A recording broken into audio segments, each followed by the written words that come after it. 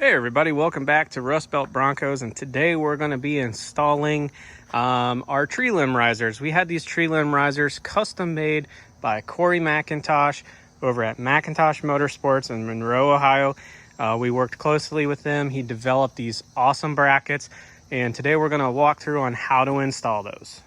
We're going to start with our first bracket. We're going to take this number 30 star head out, and we're going to add Corey's bracket in here. This is going to be the bracket. It's going to be replacing that, and as you can see, it lines up perfectly.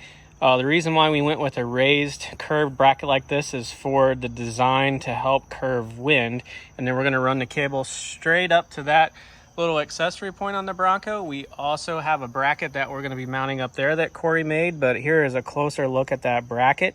It does take a 5/16 turnbuckle style loop for the top here, and then you can see beautifully machined this outlet so you can still run Ford accessories through that.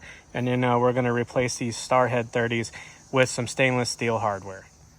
All right, as you can see here, we're taking our T5 handle on the front of the stainless steel head, and then Aaron has the Starhead on the back, and what that is going to do is that's the factory retainer nut, and then we are tightening that down on the front here.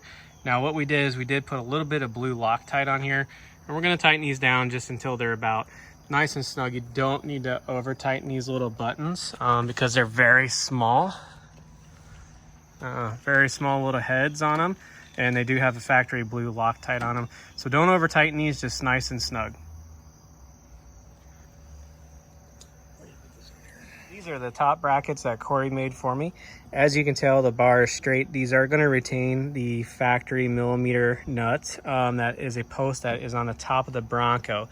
You can't take those posts out. They're welded onto the frame of the Bronco's roof there, but you can tell that it is contoured to match that factory roof setting up here. So we're going to go ahead and take this accessory cap off. It's pretty easy to get to. There's a little tab up here on the very top. You just push that little tab in, and then this piece will come off. There's a black piece under there that we're going to take off. I'm going to show you how to do that next. All right, we're on top of the Bronco. I'm going to show you how to take this cover off. So there's a little tab right there. You just push that. You'll hear a nice little click, and then this is going to remove. The next thing we're going to do is we're going to take our 8mm driver, and we're going to take these two nuts off. And then this plastic piece, we're not going to retain this. We're going to take this off, and then Corey McIntosh's piece is going to mount here. As you can see, it comes down and then it tapers over. So we're going to go ahead and get that piece and get installed next. So we made a little mistake. This is actually 10mm. So we have our 10mm here, and we're going to go ahead and put that on that post, take this off. Again, when you're putting that piece on from Corey McIntosh, make sure not to over tighten these studs. I want to show you how they're mounted here. So we're going to go ahead and take those off, put this in reverse.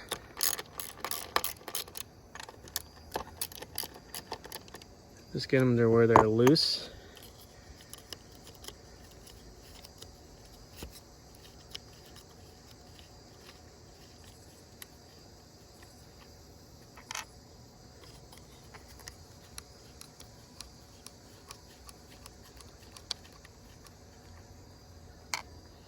And then this little piece just comes right off.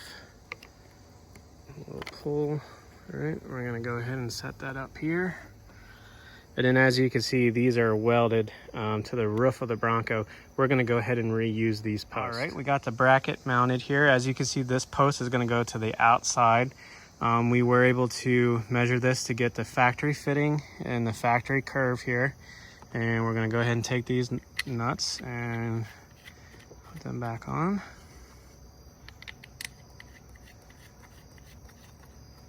All right, we're gonna go ahead and cinch these down. Again, not to over tighten, just nice and snug. And we'll check these once we get the cable on. All right, and there you have it. The top guard is mounted. Everything is nice and flush, powder coated, and retaining factory hardware. So if you want to take this off, I just recommend putting this somewhere in your Bronco where you can find them, and carry a 10mm socket with you, and it's an easy, 5-minute switch. Be supplied with these D-rings. They're 5/16. What you're going to do is take the D-ring nut out, and you're going to slide it through the top ring. And just a quite few little twists there, and that will rotate in that D-ring. and now it is mounted to the top of that ring. Now once we torque this down with the cable, it will not slide from left to right anymore.